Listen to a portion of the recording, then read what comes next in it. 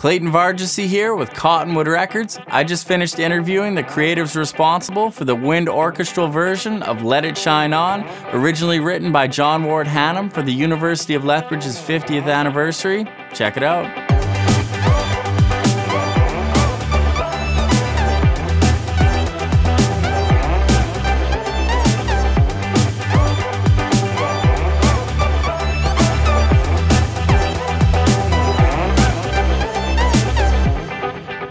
Tanya, can you talk about how the idea for the Let It Shine On song originated? And do you guys remember the first discussion the two of you had about that song?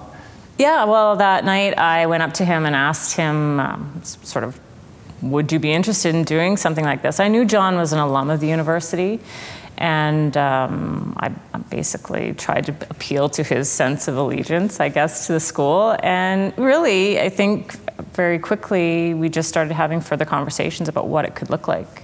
Cool. And that was at the Slice? Yeah. Did you guys have pizza that night? Actually, I think I did have pizza that night. Yeah. Was it? It was good pizza. Nice. That's cool. Sweet. All right. And John, was it difficult writing a song like this? Was it different than what you normally do? It was definitely different. It wasn't difficult.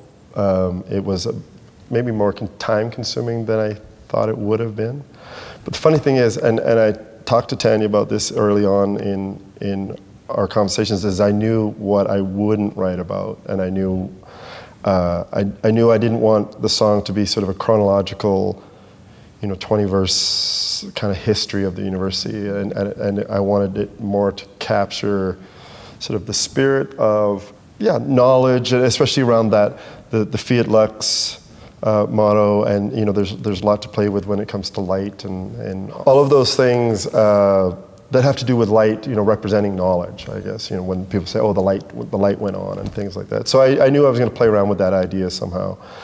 And then just started thinking about it. Initially, the first verse is sort of a personal, reference, but I think it applies to a lot of people, and that was just that, I sort of did have a dream of coming to university one day. I was the first person in my family's history to ever do any sort of post-secondary, and then the song sort of just grew upon that. And I did want to include little bits of I guess history, which is in the bridge. But for the most part, I just wanted to talk about sort of dreaming and believing that all of us as individuals can achieve those dreams. And then the two of you worked together on developing kind of an idea for a music video for the song. Is that correct? Yeah, I guess. I think it was your idea initially. Yeah, we worked with Leslie Ohinoje from Aero Communications or Aero Marketing. And Leslie's an alum of the university as well, and he's been very involved in helping us bring our creative to life, our Shine creative to life anyway. So he really understood visually what I guess I was hoping for. We had tried to pick different days to do it in the fall, and we really lucked out on the day that we shot it. I think after that it snowed a foot or something, but it really embodied for me the visual of connecting that concept of southern Alberta and the lovely light we have, especially in the morning, and that whole concept of just trying to bring the spirit through, because the spirit of the institution was coming through the words. It was like, we just want to marry the visuals, have a way to connect it in kind of a vintage feel to some of the old footage as well that we were going to bring in through archives. And I think he really captured exactly what we were looking for. Yeah, the video is really good. I think one of the reasons why I still live in southern Alberta now is the coulees and that whole river valley. And I remember the first time coming to U of L and going out onto that sort of cement sort of patio and looking, well, just right where we filmed it actually, and looking up the river valley and just really falling in love with that landscape. So I was happy we filmed it there. And if it snowed the next day, was it a little bit cold? It was cold. I don't know if you remember, but it was cold, and I was having a hard time holding the pick. It was so cold, but yeah. Yeah, it turned out great though. Yeah. Good job. One thing, Clayton, can I add? Just so I wanted to add a piece, and this is really about what enabled this song to happen as well, was that we had an alum by the name of Terry Whitehead that was very instrumental in helping support and partner on the production of the song. He's a huge supporter of the university, and he really it was a no-brainer for him, and he very quickly was on board, and he's been a true advocate of it right since he first heard it, even read the lyrics. He's been involved, so I really want to throw kudos out to Terry Whitehead for his involvement, and I think it's just a great testament to the talented alumni we have coming out of this university and their commitment to the school. It's kind of an alum song through and through, eh?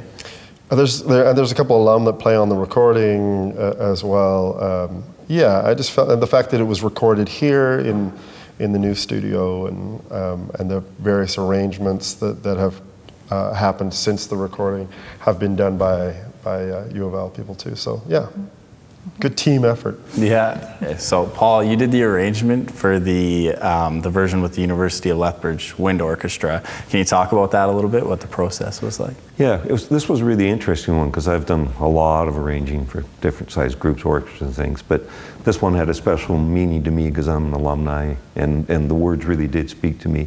And it was interesting because you have to bridge the worlds between kind of the singer-songwriter kind of movement, keep that essence there, and then bridge into the classical world of the wind orchestra. So I was trying to keep close to his original vision and arrangement, but transfer that into the others. So I first had to start transcribing all of John. So I lived in John's brain for about a week. I had to slow him down to 30% and write it all out because he had to put it in notation. But of all the things I've done, it was taxing to do all that work, but really fulfilling at the end. And I'm really looking forward to hearing it actually played by real people rather than my computer playing simulations of it. But I think it's going to be really neat kind of marriage between, and it's kind of that marriage between the kind of the spirit of the coolies and that kind of naturalness that comes out of John singing, and the academia of the wind orchestra kind of represents to me. So again, it's the kind of both those things together, the learning and the light and the kind of the whole atmosphere of Southern Alberta, I think, comes through, hopefully. Yeah. How long does it take to put something like that Well, together? it's interesting. Usually it takes me like 7 or 8 hours to do, like a pop tune and arrange it for an orchestra or something. But this one ended up taking me a lot longer. I spent almost 20 hours on this one. And I think part is I wanted to do a really good job. I didn't just want to kind of phone it in and put something out there. I wanted to make sure it was the best thing that I could. And so I spent a lot of time kind of crafting. And then Chee Meng and I talked a bit, and we did a little bit of work after too. He had some good ideas to make it even better. So I'm really, I think, really happy with the final product. Awesome. And Chee Meng, you'll be conducting the song at the convocations. That's right. Can you talk about taking what's developed there digitally, and then translating it into conducting it? Yeah, when at first we were approached to do the arrangement, then I think we have the conversation of debating whether to be just an instrumental version or we have the singer actually singing. Then we finally decided that we need to have the lyrics going on. That's why it's a cool idea that we have a trio in front of the group, which is like almost just a normal piano rhythm section and the voice and guitar. Then now you have the entire wind orchestra behind just to give you the more grand effects. Like you can hear those suspended cymbals crashing out, and then you get the brass, the masculine sound behind. It'll be a very cool effects by that day. Like we're going to have the first rehearsal on Wednesday. We might still do some editing, but it's good to have the arranger to be part of the orchestra as well. Then we can do some minor adjustment, I hope. I don't know. Is it difficult to combine that all with the actual live performance with the lyrics and everything at the same time? I think it's more common to have a rhythm combo and the singer with the string orchestra, because the sonority, the sound of the string kind of like blend in better. The wind orchestra is a little bit more stronger effects sometimes into it. We might have to adjust on the balancing, like how loud the band have to go with, or have to bring out certain voices. Like it's a little bit different, like compared to the string orchestra and the wind orchestra effects. Yeah. How long does it take the wind orchestra to learn a new piece like that? Well, I send them the music. They are looking at it, so we will have the first run next Wednesday. How many people are in the wind orchestra? 35. Okay. It's a chamber, smaller version. Okay, yeah. And we normally hire the fourth year or those who are actually graduating, then they can get involved and, how to say, they can have the parents and the relatives that come all the way for their ceremony, the convocation ceremony, and actually see them performing. And then it's even better that we have the singer, the composer to be there as well. Then it really can feel they are really part of the entire University of Lethbridge. Remember? Yeah.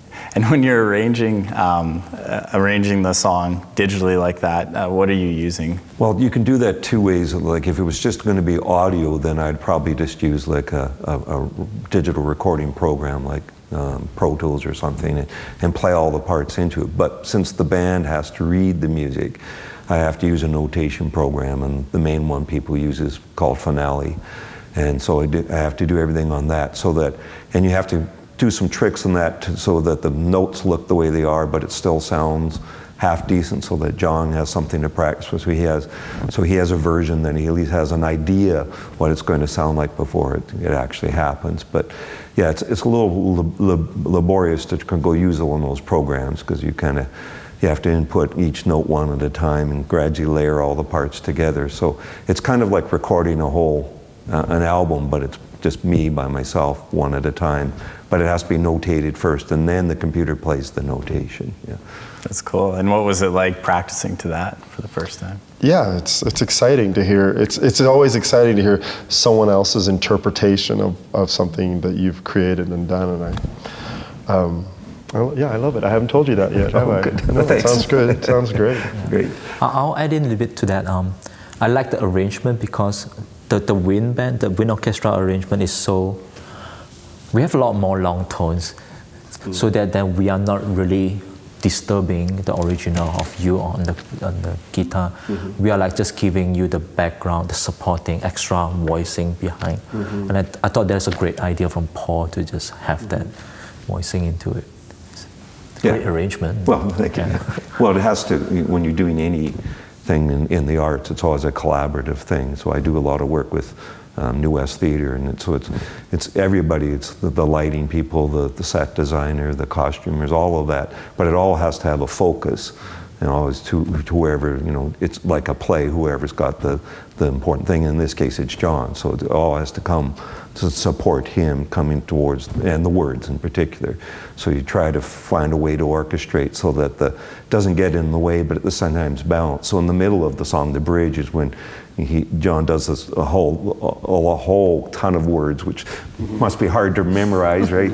But it tells so many little things, and behind that it gradually builds and builds and builds, and you can kind of almost feel the university growing too. In my mind, that's what I could hear is from the first big hunk of cement, and then you could see the fine arts building coming, and then the phys ed building, and everything growing up. So to me, I can hear that.